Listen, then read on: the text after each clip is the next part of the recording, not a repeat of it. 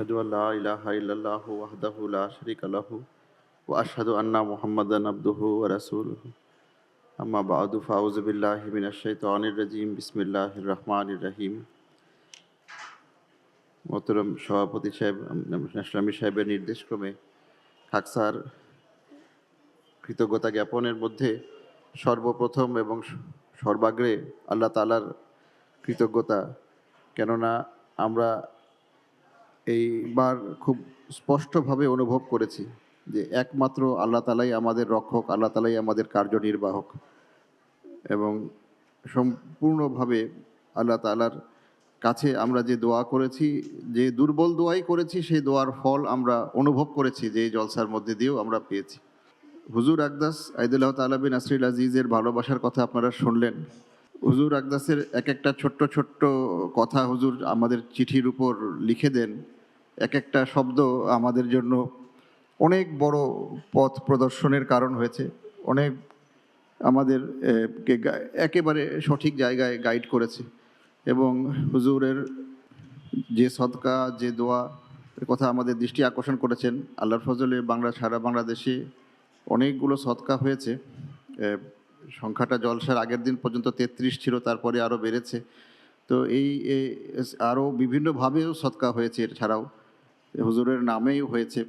তো সেই আল্লাহ তাআলা সেটাকেও কবুল করেছেন এবং আমাদেরকে সকল বিপদ আপদ থেকে রক্ষা করেছেন। আমরা যখন কাজ শুরু করেছিলাম, আমরা মনে হয় না যে আমরা ভেবেছিলাম যে যতগুলো ভেন্যু নিয়ে আমরা পরিকল্পনা শুরু করছি শেষ পর্যন্ত সে সবগুলো ভেন্যু টিকে যাবে। কিন্তু আল্লাহর ফজলে এবার আমরা সব পুরোটাই আমরা কোনো জায়গায় অফ হয়নি এবং কোনো জায়গায় কোনো সমস্যাও হয়নি। ওই রকমভাবে আমি প্রশাসনের কাছেও কৃতজ্ঞতা প্রকাশ করতে চাই। কেননা তাদের কিছু অংশ আমাদের সাথে সহযোগিতা করেছেন এবং আমরাও দেশের অনুগত নাগরিক হিসেবে তাদের পরামর্শ অনুযায়ী তাদের সাথে আমরা কাজ করেছি এবং আল্লাহর ফজলে এই অনুষ্ঠান করা যাচ্ছে। জলসার যে অংশগ্রহণকারী, আমি এই কথা খুব গভীরভাবে অনুভব করেছি। বিশেষ করে প্রথম দিন মনে পড়ে যখন খাওয়া হচ্ছিল, এত অল্প জায়গায় এত অল্প সময়ের মধ্যে খাবার পরিবেশন করা হয়েছে। বসার জায়গা তো নাই, একসময় বলো তো বসতে দেওয়া হয় না, এখন দাঁড়ানোরও জায়গা নাই। কিন্তু সবাই যে কিভাবে নীরবে খেয়েছেন, কেউ কোনো অভিযোগ করেনি। আমার কাছে আমি অভিভূত হয়েছি। আর কাল খুব কষ্ট পাচ্ছিলাম যে আমরা কিছু মানুষের আবাসনের ব্যবস্থা করেছি আমাদের 6 তলার ছাদে, 7 তলায়, এবং আমাদের পরিকল্পনার ভুল ছিল যে আমরা যারা বয়োবৃদ্ধ এবং যারা শারীরিকভাবে কোনো সমস্যার মধ্যে আছেন তাদেরকে দোতলায় নিশ্চিত করা উচিত ছিল। সেটাও আমরা করতে পারিনি, সময় মতো চিন্তা করিনি। এরপরে লিফট এক সময় অকার্যকর হয়ে যায়। এরকম কষ্টের মধ্যে এই রকম বয়োবৃদ্ধ লোকেরা লাঠি নিয়ে, কেউ ক্রাচ নিয়ে 7 তলায় উঠেছেন। কিন্তু একটা একটা অভিযোগ আমার কাছে এসে পৌঁছায়নি, আমির সাহেবের কাছেও এসে পৌঁছায়নি। কেউ বলেনি যে আপনারা কী করলেন, এটা কী ব্যবস্থা করলেন আমাদের জন্য। নীরবে তারা ধীরে ধীরে লাঠি দিয়ে ছাদে উঠেছেন আর সবাই যেভাবে জলসা অংশগ্রহণ করেছে। আমাদের ব্যবস্থাপনারও আমার কাছে মনে হয়েছে যেন একটা পরিপক্কতা এসেছে। সবাই হাসি মুখে কাজ করেছেন কম বেশি। অনেকেই আমাদের যারা প্রশাসনের পক্ষ থেকেও যারা এসেছিলেন তারাও দেখে অভিভূত হয়েছেন, বুঝছে যে কীভাবে সবাই কাজ করছে। প্রত্যেকটা লোক হাসি মুখে কাজ করছে, গোছানোভাবে কাজ করছে। তারা প্রশিক্ষিত প্রশাসনের সদস্য হয়েও আমাদেরকে মডেল মনে করেছেন, অনুকরণীয় দৃষ্টান্ত মনে করেছেন। আমাদের ব্যবস্থাপনা কাঠামো দেখে তারা অভিভূত হয়েছেন। আমাদের যে 17টা ভেন্যু, আহমদনগর, শালশিরি, সৈয়দপুর, মাহিগঞ্জ, বগুড়া, তেবাড়িয়া, নাসেরাবাদ, সুন্দরবন, ময়মনসিংহ, তেরোগাতি, তারুয়া, কোড্ডা, ব্রাহ্মণবাড়িয়া, চট্টগ্রাম ও রাজশাহী, ইসলামগঞ্জ, এই সবগুলো ভেন্যুতেই যে ব্যবস্থাপনা দণ্ডায়মান হয়েছে, এটাও একটা আশ্চর্য বিষয়।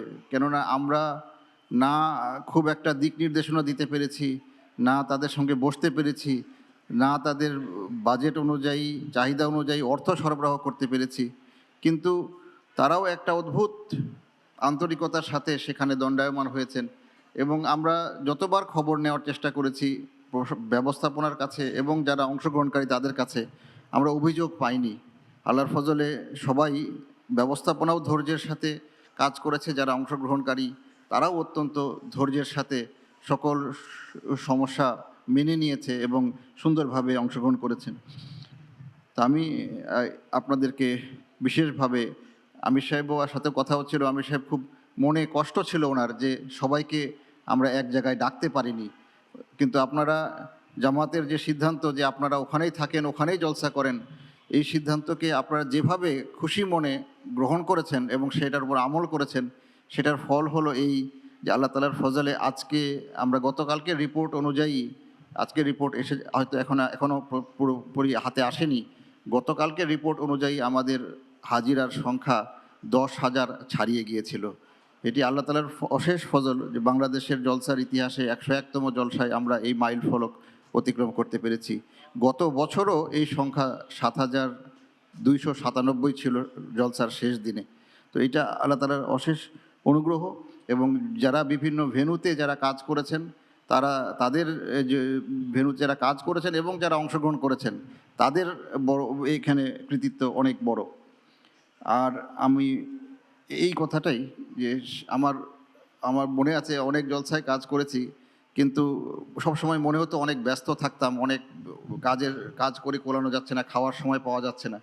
কিন্তু আমি গত 1-1.5 দিন ধরে মনে হচ্ছে যে আমার কাছে কোনো কাজও আসছে না, কোনো কমপ্লেনও আসছে না, কোনো অভিযোগও আসছে না, সব কিছু যেন অটো পাইলট মোডে চলছে। তো এটা আল্লাহ তাআলার অশেষ ফজল যে জামাতের ব্যবস্থাপনা এবং জামাতের জলসার অংশগ্রহণকারী আপনারা এইভাবে সহযোগিতা করেছেন। আল্লাহ তাআলা আপনাদেরকেও পুরস্কৃত করুন, আমাদেরকেও এর শুকরগুজারির তৌফিক দান করুন।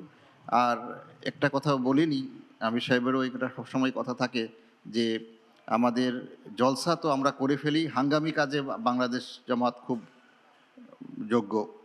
হাঙ্গামি মানে কয়েকটা মাস, কয়েকটা সপ্তাহ, কয়েকটা দিন আমরা কাজ করতে পারি, কিন্তু সারা বছর যে কাজগুলো করতে হয় সেখানে আমরা ততখানি আমাদের যোগ্যতা দেখাতে আমরা ব্যর্থ হই। তো আল্লাহ তাআলা আমাদেরকে তৌফিক দিন যেন আমরা যেভাবে এই জলসার সময় আল্লাহ তাআলার নিদর্শন দেখেছি, আল্লাহ তাআলার কাছে দোয়া করে আমরা ফল পেয়েছি, সেই তেমনিভাবে সারা বছর যেন আমরা কাজ করে যেতে পারি। আল্লাহ তাআলা কবুল করুন, আমিন।